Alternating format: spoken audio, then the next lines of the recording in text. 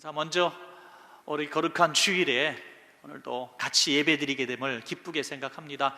우리 옆에 있는 분들, 또 우리 가족들에게, 또 특별히 가족이 함께 예배하지 못했던 많은 분들이 계실 텐데, 가족이 계시다면 더 반갑게 한번 인사해 주시면 좋겠습니다. 주님의 이름으로 사랑하고 축복합니다.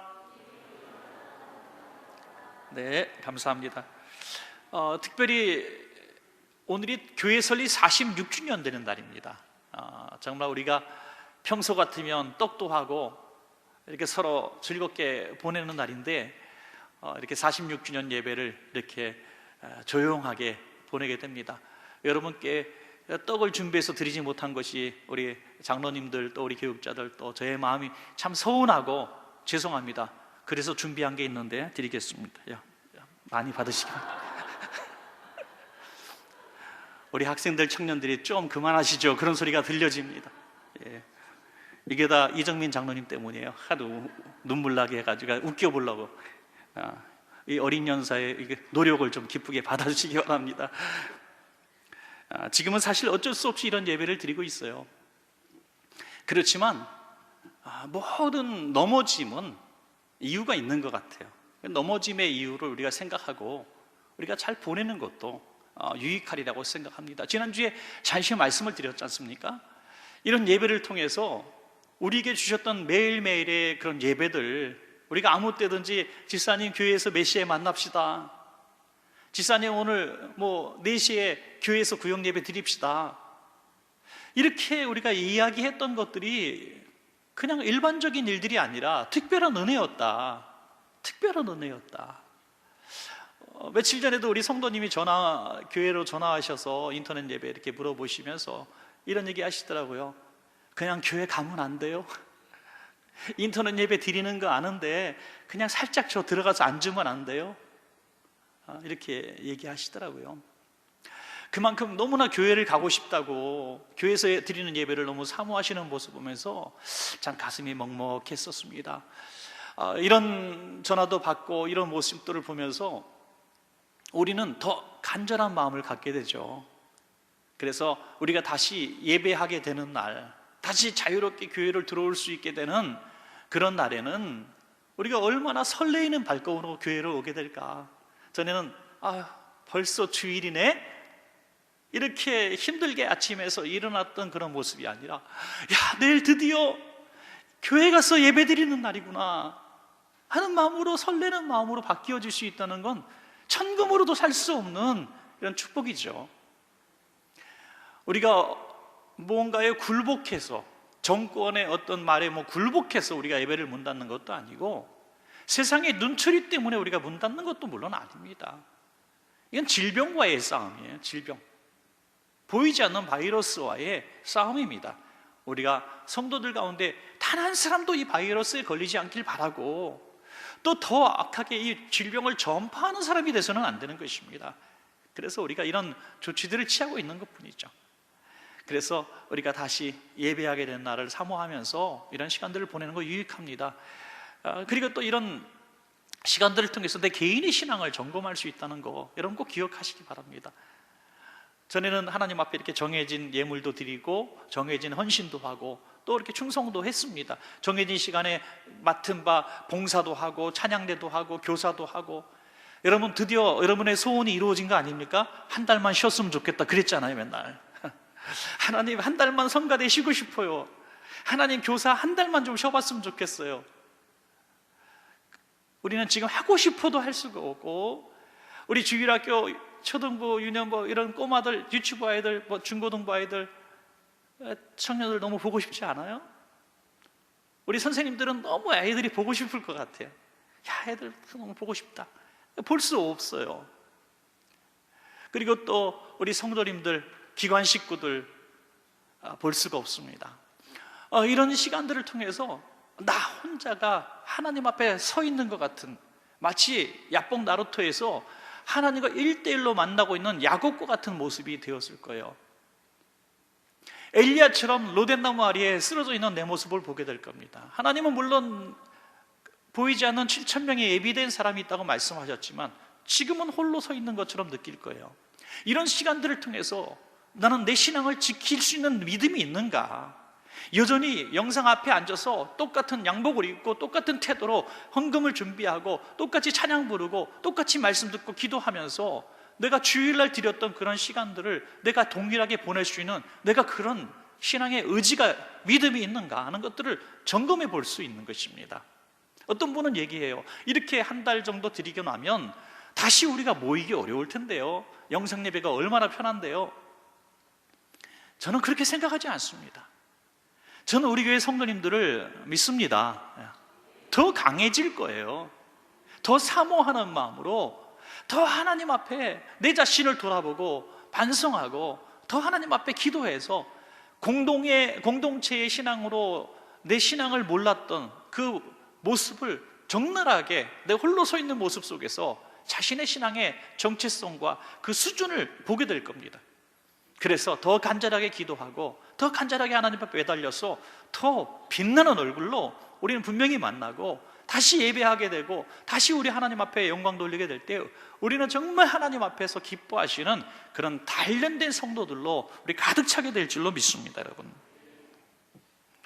오늘 말씀의 배경은요, 사마리아 사람들이 사는 그곳에 수가성, 작은 한 마을에서 있었던 사건입니다.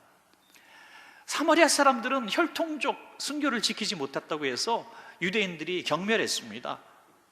그래서 가까운 길을 두고도 사마리아 사람들이 사는 마을이 있다면 돌아서 이렇게 먼 길을 갈 정도로 그들과 접촉하지 않았습니다. 불결하게 여겼습니다. 그런데 그 사마리아 사람들 중에서도 특별히 더 경멸을 받는 한 여인이 있었습니다. 이 여인이 그 경멸을 받는 이유를 성경에서는 그의 과거의 행실이라고 말씀하고 있습니다. 예수님이 지적하신 대로 그는 5번의 결혼을 했지만 모두 버림을 받습니다. 그리고 지금 살고 있는 사람도 결혼하지 않은 그런 다른 남자와 살고 있습니다.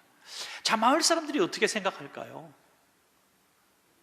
이 마을에서 정말 형편없는 사람, 또 아무 남자나 막 유혹하는 사람, 그래서 각각의 집들에서 사람들을 막 단속시키고 조심하지 않았겠어요? 손가락질 당하는 부끄러운 과거를 가진 여인이었습니다. 그래서 이 여인은 그 마을 공동체에서 일원이 되지 못합니다. 물을 길어가는 그 시간, 사람들은 일부러 모여서 하루에 있었던 일들을 나누면서 사랑방 역할을 하는 그곳에 이 여인은 끼지 못했습니다. 그래서 아무도 물 길러 가지 않는 정오, 가장 뜨거운 12시에 홀로 물을 길러 가곤 했던 것이죠.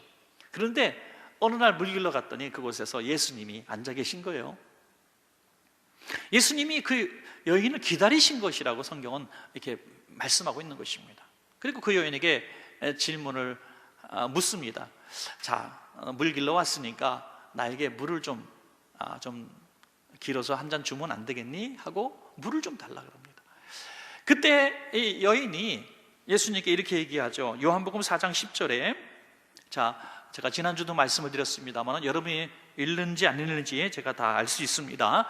자, 크게 따라해 주십시오. 시작. 예수께서 대답하여 이르시되 내가 만일 하나님의 선물과 또 내게 물 좀 달라 하는 이가 누구인 줄 알았더라면 내가 그에게 구하였을 것이요 그가 생수를 내게 주었으리라. 아멘.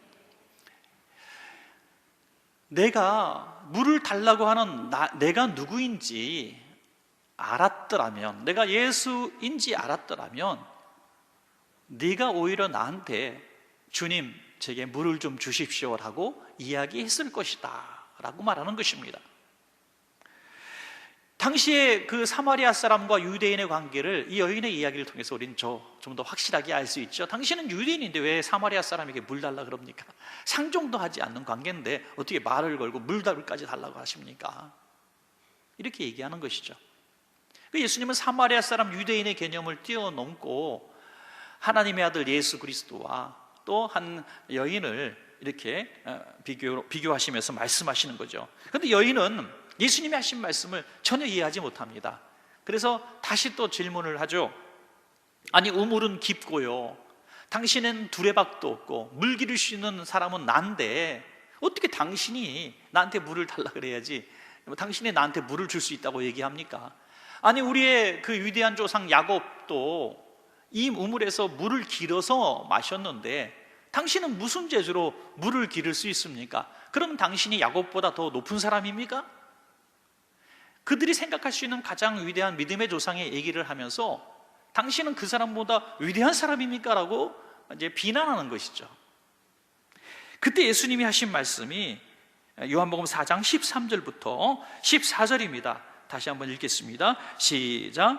예수께서 대답하여 이르시되 이 물을 마시는 자마다 다시 목마르려니와 내가 주는 물을 마시는 자는 영원히 목마르지 아니하리니 내가 주는 물은 그 속에서 영생하도록 솟아나는 샘물이 되리라. 아멘. 여기 두 종류의 물을 가지고 지금 여인과 예수님은 계속 동문서답하는 것처럼 보여지죠. 여인이 얘기하는 계속 집중하고 있는 물은 이 우물물을 말하고 있습니다. 이 우물물에서 벗어나지 못합니다. 그런데 예수님이 말씀하시는 물은 이 우물물이 아니죠. 이 물은 우물물이고 예수님이 말씀하시는 물은 내가 주는 물은 하는 다른 물입니다.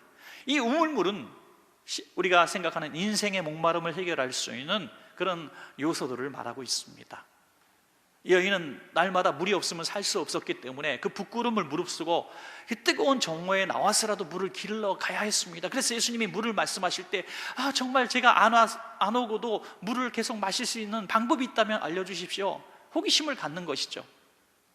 이것은 세상적인 재물의 욕심일 수도 있고 건강일 수도 있고 명예일 수도 있고 권력일 수도 있습니다.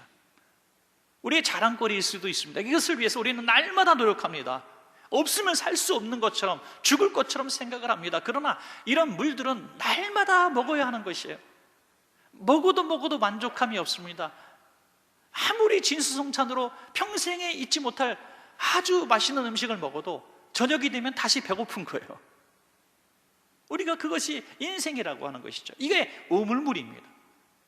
이 우물물을 아무리 많이 먹어도 다시 목마르려니와 내가 주는 물, 이 물은 영생의 물인 줄로 믿습니다. 구원의 물을 말씀하고 있는 거예요. 이 구원의 물을 마시는 자는 그 속에서 샘솟는 샘물이 되리라.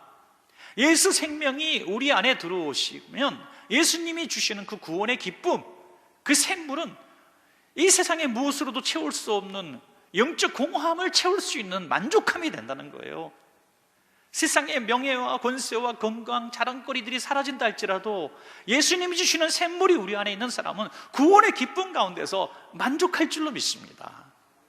이 샘물에 대해서, 구원의 샘물에 대해서 예수님은 말씀하고 있습니다. 그래서 우리는 세상의 것들은 조금 부족해도, 우리가 그토록 갈망했던 이 우물물 같은 것들은 조금 부족해도 우리는 하나님이 없으면 살 수 없는 거예요. 하나님이 없으면 살 수 없어요. 그래서 이 어려운 가운데서도 영상 예배로 드리시는 분들도 있고, 그래도 내가 하나님 앞에서 이렇게 그래도 현장에서 예배 드리고 싶다 갈망하는 분들도 또 이렇게 적게나마 오신 것이죠. 우리는 예배를 멈출 수가 없어요. 왜? 물을 안 마시면 육신은 죽고 내가 그것이 끝일지 모르겠지만 나의 영혼의 생수를 마시지 않고는 하루도 살 수 없다는 것을 우리가 너무나 믿기 때문입니다. 저는 다윗의 갈망이 우리의 갈망인 줄로 믿습니다. 시편 42편 1절과 2절입니다. 우리 한번 같이 읽습니다. 시작. 하나님이여, 사슴이 시냇 물을 찾기에 갈급한 같이 내 영혼이 주를 찾기에 갈급하니이다. 내 영혼이 하나님 곧 살아계시는 하나님을 갈망하나니 내가 어느 때에 나가서 하나님의 얼굴을 배울까. 아멘. 이런 갈망하는 마음이 우리가 이렇게 영상 예배를 드리는 이런 시간들, 예배에 여러 가지 정말 제약이 있는 이런 시간들을 통해서 우리가 얼마나 예배를 사모하는 영혼이었던가, 내가 얼마나 하나님을 사랑했던가 하는 것들을 확인할 수 있는 시간들이 되니 너무 고마울 따름입니다. 예수님은 깨닫지 못하는 여인에게 특단의 조치를 취하시죠. 그게 뭡니까? 과거를 말씀하시는 거예요. 도무지 하나님의 자녀가 아니면 알 수 없는, 선지자가 아니면 알 수 없는 그녀의 과거를 정확하게 말씀하실 때 이 여인은 선지자로 인정하게 되는 겁니다. 그리고 영적인 자신의 목마름에 관심을 가지기 시작하는 겁니다. 이전까지는 계속 우물물에 집착하고 있다가 이제 영적인 생수에 대해서 관심을 갖습니다. 그래서 이야기의 주제가 이제 이 영적 샘물에 관한 이야기로 변화됩니다. 바로 예배였습니다.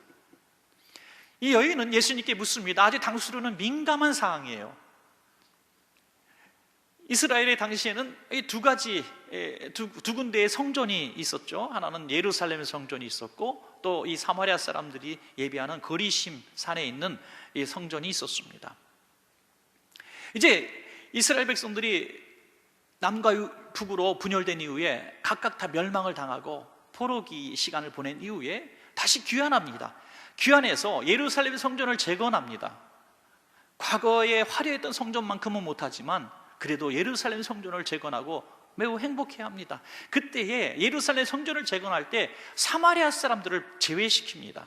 당신들은 성전 재건할 수 있는 사람이 아니요, 당신들은 이 상황 가운데서 혈통을 지키지 못했기 때문에 당신들은 이방인이요 하면서 성전 재건하는데도 참여를 시키지 않습니다. 그리고 그 이후에 성전이 재건된 다음에 예배하러 오는 길도 막습니다. 얼마나 속이 상했겠어요. 예배하고 싶은데 예루살렘 성전에 갈 수 없으니 자신들만의 그리심산 성전을 따로 짓고 거기서 하나님을 예배했던 것입니다. 이렇게 두 성전의 갈등은 200년 이상 지속됩니다. 유대인들은 예루살렘 성전에서 예배하면서 그리심산의 예배를 그냥 그 나름대로 축복해 주지 못할지언정 악한 행위다라고 얘기했어요. 악한 행위. 당신 예루살렘의 성전의 예배만 참 예배고 다른 곳에서 드리는 예배는 악한 예배다, 이렇게 비난했던 것입니다. 이 민감한 사항을 가지고 유대인인 예수님께 묻는 거였어요. 예수님, 당신들은 예루살렘 성전만 얘기하고 우리는 그리심산에서 예배하고 있습니다. 어느 곳에서 드리는 예배가 진짜 예배입니까? 너무 대답하기도 곤란한 이런 질문을 하죠. 이런 민감한 질문은 오늘 우리의 현 시대에 영상 예배를 드리고 있는 우리에게도 어느 부분은 또 우리가 접목이 되지 않겠는가 싶어요. 많은 목사님들이 지금도 약 75%에서 80% 당당하는 그리스도인들이 지금 영상으로 예배를 드리고 있습니다. 교회 수로는 70%라고 얘기하지만 대형 교회 위주로는 다 영상 예배를 드리기 때문에 실제로는 80% 이상이 영상 예배를 드리고 있습니다. 그런데 또 15% 이상의 교회는 계속해서 한 번도 문을 닫지 않고 주일 예배를 드리고 있습니다. 그런 교회들도 평일 내 모든 행사들은 드리지 않습니다. 얼마나 협조를 잘하고 있습니까? 사실 이렇게 열심히 영상 예배로 질병과 싸우는 교회를 세상은 계속 조롱합니다. 그 15%, 20% 교회들, 경기도에는 50%라고 얘기하지만 그 50%도 대형 교회 위주가 아닙니다. 계속 비난합니다. 그곳에서도 예배하는 성도는 실제로 30%도 안 나옵니다. 세상은 그걸 가지고 계속 얘기해요. 우리도 헷갈려야 하는 거예요. 하나님, 어떻게 예배드리는 것이 하나님이 기뻐하시는지, 목숨도 우리가 세상과 싸우면서 예배해야 됩니까? 영상 예배는 예배가 아닙니까? 우리 이렇게 얘기할 수도 있는 거예요. 여기서 우리는 이런 유치한 논쟁을 벌일 필요가 없어요. 예수님은 이미 해답을 주셨습니다. 요한복음 4장 21절입니다. 예수께서 이르시되 여자여 내 말을 믿으라. 이 산에서도 말고 예루살렘에서도 말고 너희가 아버지께 예배할 때가 이르리라. 아멘. 어떻게 어느 장소에서 예배하는 것이 중요한 것이 아니라는 거예요. 진짜 예배가 중요하다는 말씀입니다. 진짜 예배가 중요하다는 말씀이에요. 얼마나 하나님이 받지 않는 허탄한 예배들을 드리면서도 어디서 예배했다, 이 예배만 받으시고 이렇게 예배하지 않는 교회는 예배가 아니다라고 얘기하는 것이 얼마나 책망받을 일인가 하는 것입니다. 군에서 예배하는 친구들도 있고요. 저 지금 해외에서, 기숙사에서 유학생들이 오늘 영상을 보면서 예배하는 친구도 있습니다.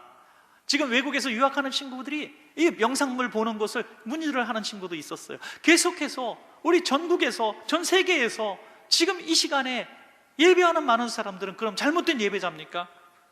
아닙니다. 정말 하나님 앞에 예배하는 예배가 중요한 것입니다, 여러분. 정말 중요한 것은 그 다음에 하신 예수님의 말씀이에요. 예배 장소가 중요하지만 절대적인 것이 아니고 정말 중요한 것은 예배하는 예배자가 중요하다는 것입니다, 여러분. 자, 요한복음 4장 23절부터 24절을 우리 함께 읽겠습니다. 시작. 아버지께 참되게 예배하는 자들은 영과 진리로 예배할 때가 오나니 곧 이때라. 아버지께서는 자기에게 이렇게 예배하는 자들을 찾으시느니라. 하나님은 영이시니 예배하는 자가 영과 진리로 예배할지니라. 아멘.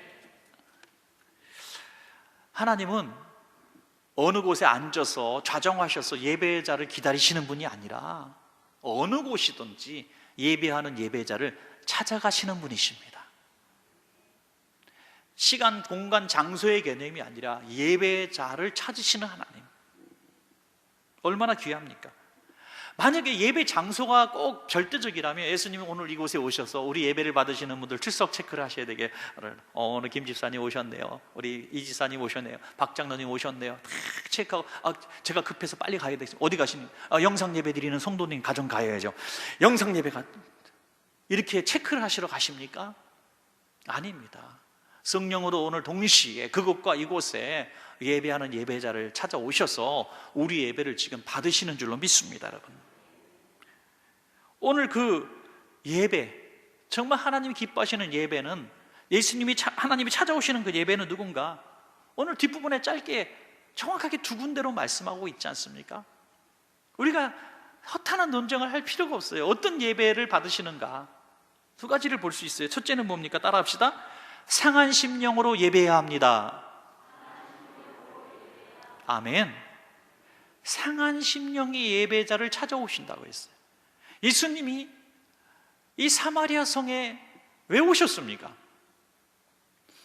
유대인들이 경멸하고 그곳을 지나가는 것조차 꺼려했던 그곳, 예수님은 왜 우물가에서 앉으셨습니까? 제자들은 다 물건 사러 마을 이곳저곳에 다 가 있는 그 시간에 왜 예수님은 혼자 우물가에서 계속 앉아 계셨습니까? 그 무더위를 무릅쓰고 이 여인을 만나기 위해 하셨습니다.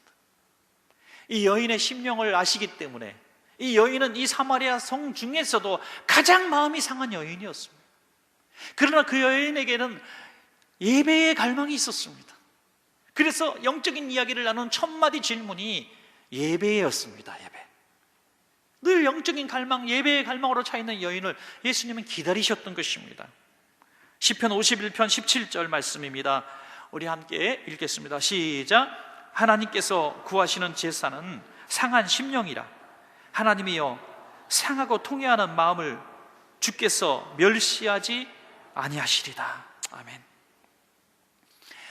우리가 무엇 때문에 마음이 상한 분들이 많습니까? 사실 우리가 주일날마다 예배하면서도 상한 마음으로 올 때가 참 많아요. 지난 한 주간에 정말 물질 때문에 너무 시험을 당하고, 또 직장과 사업체에서 또 일 잘 못한다고 책망도 받고, 또 청년들 취업도 잘 안 되고, 정말 이렇게 취업원서 100군데 200군데 써내고, 이렇게 참 힘든 시간들을 많이 보내다가 교회 오잖아요. 그러면 마음이 많이 상해 있는 거예요. 정말 나는 이거밖에 안 되는가? 왜 이렇게 되는 일이 없는가? 몸은 왜 이렇게 아프는가? 나이는 들어가고 할 수 있는 일들은 점점 줄어들고 외로워지고, 참 이렇게 마음이 상한 마음으로 오거든요. 그런데 그 상한 마음이 예배에 중요한 어떤 힘이 된다는 거예요. 그러나 여러분 꼭 기억하십시오. 그 육신적인 상함의 아픔, 상한 마음으로 예배에서 가장 중요한 것은 이것이 재료가 돼서 또 땔감이 돼서 주님 앞에 나가게 하는 도구가 될지는 모르겠지만, 이것이 온전한 예배의 요소는 아닙니다. 정말 우리가 하나님 앞에 왔을 때 우리가 상한 마음으로 예배한다는 것은 무엇이냐면 영적인 갈망을 가지고 예배하는 것이 중요합니다. 마치 사도 바울처럼 한 주간의 삶을 뒤돌아보면서 육신적으로 멸시를 당하고 부족하고 어려웠던 것들 때문에 마음을 상하기보다 하나님의 말씀대로 살지 못한 한 주간의 아픔,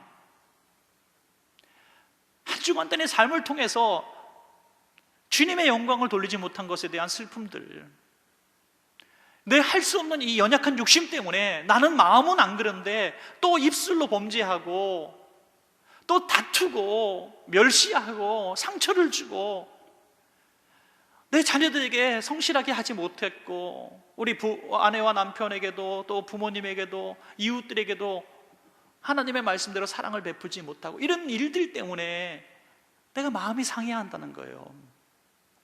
그래서 사도 바울처럼 이 사망의 몸에서 누가 나를 건져내랴, 이 죄의식을 가지고 하나님, 저는 또 죄인입니다. 하나님, 저는 또 예수의 피가 필요합니다.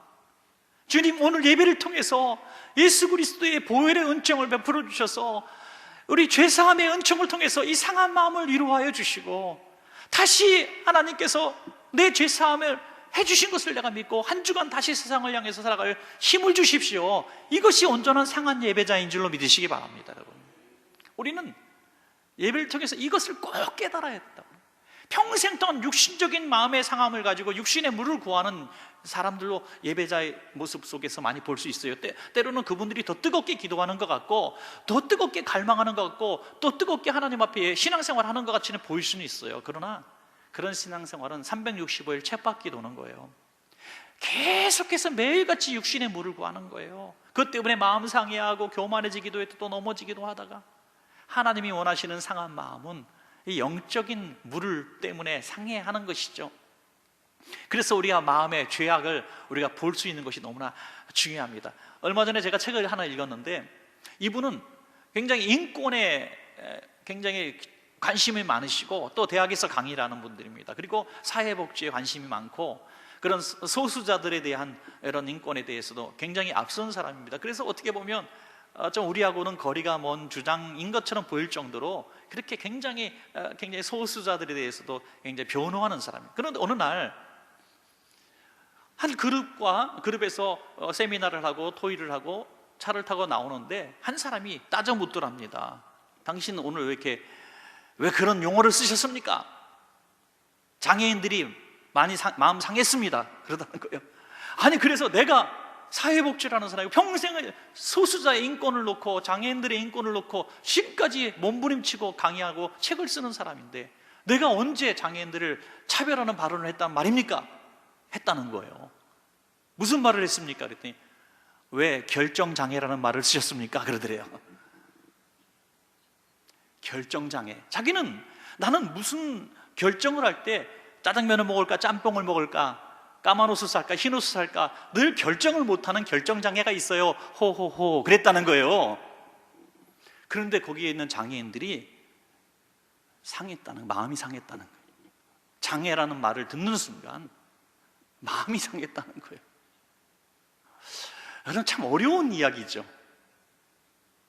나는 아무렇지도 않게 그냥 우스갯소리로 한 이야기인데 그것이 실제 장애를 가진 사람들에게는 이것이 피부 속으로 파고드는 아픔의 용어가 되었다는 거예요. 우리는 너무나 내 위주로 판단하고 살아가기 때문에 하나님의 마음을 그렇게 모른다는 거예요. 이웃의 마음도 너무나 모른다는 거예요. 그걸 알 수 있는 방법은 뭐냐? 우리가 상한 마음의 예배자가 될 때에 주님이 그것을 깨닫게 하신다는 거예요. 우리가 하나님 앞에 예배할 때 상한 마음의 예배자가 되어야만 하는 이유 중에 하나는 내 죄를 보게 하시기 때문입니다, 여러분. 그래서 우리가 상한 마음의 예배자가 되어서 예배할 때 주님이 그 틈 가운데 임재해 주셔서 우리 마음을 받으시는 겁니다. 왜 예수님이 이 땅에 오실 때 온 인류를 위해서 오셨다고 말씀하시면서 왜 예수님은 또 이중적인 말씀을 하실까요?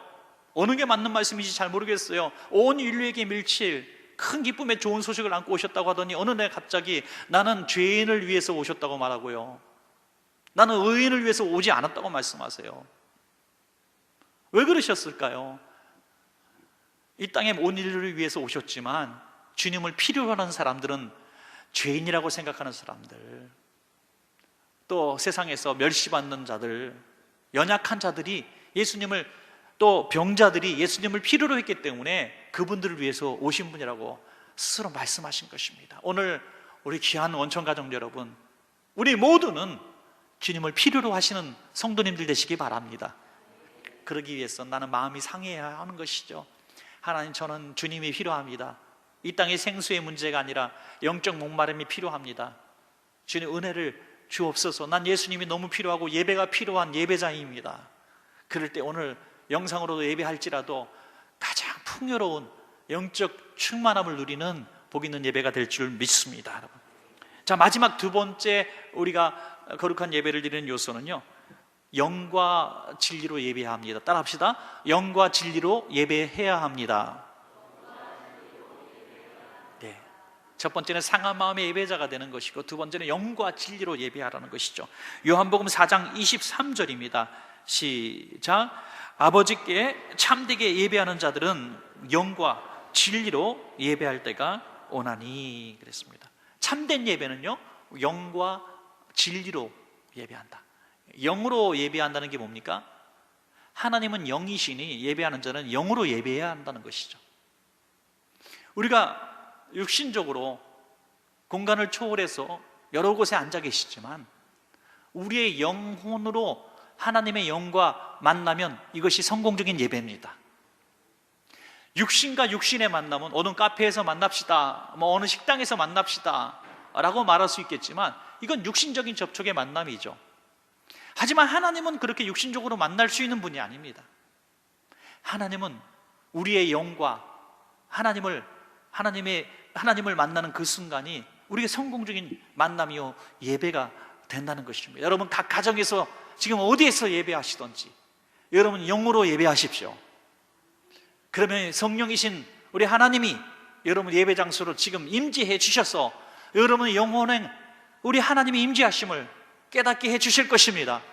지금 여러분의 있는 거룩한 그곳이 바로 모세가 떨기불 가운데 하나님을 만난 장소가 될 줄로 믿습니다. 그것이 하나님이 계신 곳이고 여러분이 서 있는 그곳이 거룩한 성전입니다. 그것이 예배당입니다. 여러분, 우리의 영혼이 열려야 됩니다. 영적으로 민감해야 합니다. 저는 이런 시간들을 통해서 얼마나 우리가 영으로 예배할 수 있게 된 것을 기쁘게 생각합니다. 우리는 지금까지 너무나 많은 사역에 집중했어요. 그럴 수밖에 없지 않습니까? 아주 좀 과장되게 얘기해서 설교자인 저도 설교에 집중하는 거 아니겠어요? 외우고 조사하고 또 외우고 또 보고 또 보고 설교에 집중해서 정말 저는 저 자신 1대1로 문강원이란 저는 하나님 앞에 온전한 예배자로 서기가 너무 힘든 그런 환경인 것 같아요. 찬양하시는 분도 그렇잖아요, 그죠? 오늘도 하늘 향기 너무 예쁘게 찬양하고 오늘 특성도 우리 집사님 잘하셨고 참 아름다웠어요. 그런데 찬양을 하려면 오늘 예배에 집중해야 되는데 계속 찬양에 대해서 집중할 수도 있는 거고, 교사도 마찬가지고, 주방에서 음식을 하시는 분은 예배 시간 축도 전에 빨리 뛰어내려가서 이걸 하려고 하는 이런 모습들, 우리 그런 생각들을 조금이나마 짐작할 수가 있는 것이죠. 그런데 이런 시간들을 통해서 우리가 다 사실 사역을 내려놓고 모니터 앞에 딱 앉아가지고 주님만 바라보는 예배를 드릴 수 있다는 거, 어찌 보면 정말 영적인 예배를 드릴 수 있는 기회가 아닌가. 여러분 이 예배의 개념을 잘 한번 생각해 볼 필요가 있어요. 예배는 주님 앞에 뭔가 보여드리는 것이 예배가 아닙니다. 이게 목적이 아닙니다. 우리가 뭔가 보여드리는 것이 아니라 주님을 만나는 것이 목적입니다. 여러분, 우린 너무나 좀 과장되게 얘기해서 보여드리는 것을 너무 열심히 준비하는 것 같아요. 보여드리는, 하나님 내가 이렇게 열심히 해서 보여드리고 충성하고 봉사하고 보여드리고, 그렇지 않습니다. 내가 오늘 예배를 통해서 내 영이 주님을 만났는가? 주님 이 자리에 계십니까? 하나님 정말 오셨습니까? 하나님 정말 오늘 내 예배를 받으셨습니까? 이런 간절한 사모함으로 내 영으로 주님을 만난다는 것이 얼마나 소중한 시간인지. 진리는 뭡니까? 하나님을 아는 것이 진리인 줄로 믿습니다.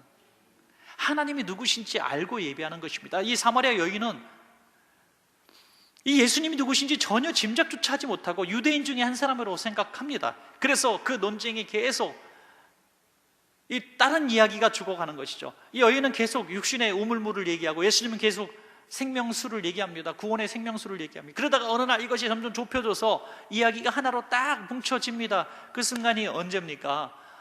이분은 선지자입니다. 이분은 하나님의 아들입니다 라고 믿어지는 순간 진리로 예배하는 예배자가 된 줄로 믿습니다. 그 이후에 이 여인은 어떻게 변화됩니까?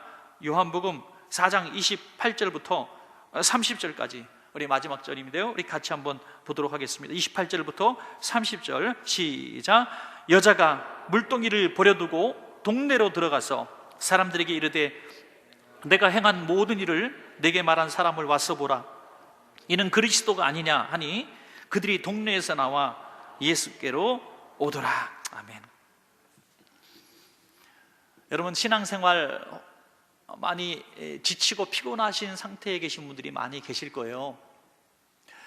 신앙생활 어릴 때부터 해오신 분도 그렇고, 20년, 30년 전부터 신앙생활 하신 분도 그렇고요. 또 집사 직분 받고 또 중직의 직분을 받고 참 열심히 충성하신 분도 있을 거예요. 내 믿음과 내 열심의 수준은 사실 이 정도인데, 교회에서 내게 부여한 사명은 이 정도 돼서 너무나 좀 힘에 버거운 사역을 해오신 분들도 많이 계셨을 거예요. 그러나 교회도 사랑하고 또 체면도 있고 해서 좀 신의 지나도록 버겁게 내가 이 일을 벗는 방법은 이사 가는 방법밖에 없다, 이런 생각을 하면서 버텨오신 분들 있지 않았을까 싶어요. 우리 모두 정직한 마음이에요, 사실. 그런데 이렇게 한 달 정도의 시간을 통해서 잘 내려놓고, 정말 내가 왜 하나님을 예배하는 예배자 그 모습을 내가 회복하는 것이 중요한가? 저는 하나님이 주신 정말 이 시대의 귀한 선물로 바꾸는 것이 더 유익하다고 봐요.